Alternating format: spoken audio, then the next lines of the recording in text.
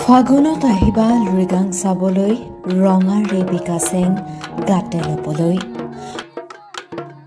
অসমৰ অন্যতম ভূমিপুত্ৰ অসমৰ দ্বিতীয় বৃহত্তম জনগোষ্ঠী মিচিংসকলৰ আলি আই লৃগাং এক বসন্ত উৎসৱ। ই হৈছে কৃষিৰ লগত জড়িত এক উৎসৱ। প্ৰতি বছৰে ফাগুন মাহৰ প্ৰথম বুধবাৰটোত এই উৎসৱ পালন কৰা হয়। এই উৎসৱক শস্য বা কঠীয়া সিঁচাৰ আৰম্ভণি উৎসৱ বুলিও কোৱা হয়। প্ৰথম অৱস্থাত ফাগুন, চ'ত বা বহাগ মাহৰ কোনো এটা দিনত এই উৎসৱ পালন কৰা হৈছিল।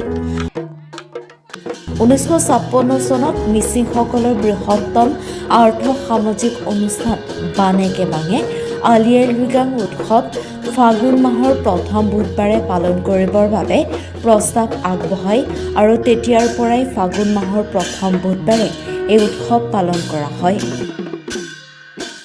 কৃষকসকলে এই দিনটোত পথাৰত আহু ধানৰ বীজ সিঁচে। মিচিংসকলৰ ডেকা গাভৰুসকলে সেইদিনা ঘৰে ঘৰে গৈ ৰং ধেমালি কৰি গুমৰাগ নাচ আৰু ঐনিতম গীত গায়।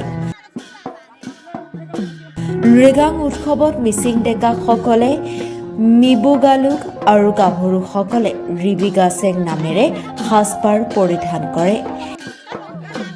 এই উৎসৱত তেওঁলোকে তৰাপাতত বৰা চাউল দি পুৰাং ৰান্ধে। এই খাদ্য তেওঁলোকৰ লৃগাং উৎসৱৰ প্ৰধান পৰম্পৰা।